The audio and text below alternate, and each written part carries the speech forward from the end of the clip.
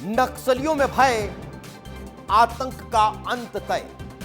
कैसे अब नक्सलवाद के खात्मे को लेकर युद्ध स्तर पर काम चल रहा है, वो तस्वीरें मैं लगातार आपको बता रहा हूं, वो खबरें मैं लगातार आपको बता रहा हूं। लेकिन आज प्रधानमंत्री नरेंद्र मोदी ने भी नक्सलवाद पर सख्त रुख अपनाते हुए कहा कि सरकार नक्सलवाद को जड़ से खत्म करने के लिए प्रतिबद्ध है। उन्होंने दावा किया कि देश में नक्सल प्रभावित क्षेत्रों का दायरा तेजी से सिमट रहा है और रेड कॉरिडोर अब ग्रीन ग्रोथ जोन में तब्दील हो चुका है। प्रधानमंत्री नरेंद्र मोदी ने यह बयान एक उच्च स्तरीय सुरक्षा समिति की बैठक के बाद मीडिया को संबोधित करते हुए दिया है। उन्होंने कहा कि हमने नक्सलवाद से निपटने के लिए बहुआयामी रणनीति अपनाई है, जिसमें सुरक्षा के साथ साथ विकास को भी प्राथमिकता दी गई है।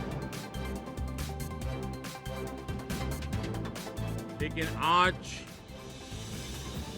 नक्सलवाद का, माओवाद का दायरा बहुत तेजी से सिकुड़ रहा है। माओवाद को, नक्सलवाद को जड़ से उखाड़ने के संकल्प के साथ देश के सुरक्षा बल एक नए आत्मविश्वास से, तेज गति से सफलता की ओर कदम रख रहे हैं। देश के उज्जवल भविष्य के लिए साफ दिख रहा है कि कल तक जो रेड कॉरिडोर थे वो आज ग्रीन ग्रोथ जोन में परिवर्तित होते नजर आ रहे हैं। साथियों, एक के बाद ऐसी घटनाएं देशभक्ति के लिए, देश की भलाई के लिए संसद में पहुंचे हुए हर माननीय सांसद के लिए गौरव का पल है। और संसद के इस सत्र में ये गौरव गान पूरा देश सुनेगा।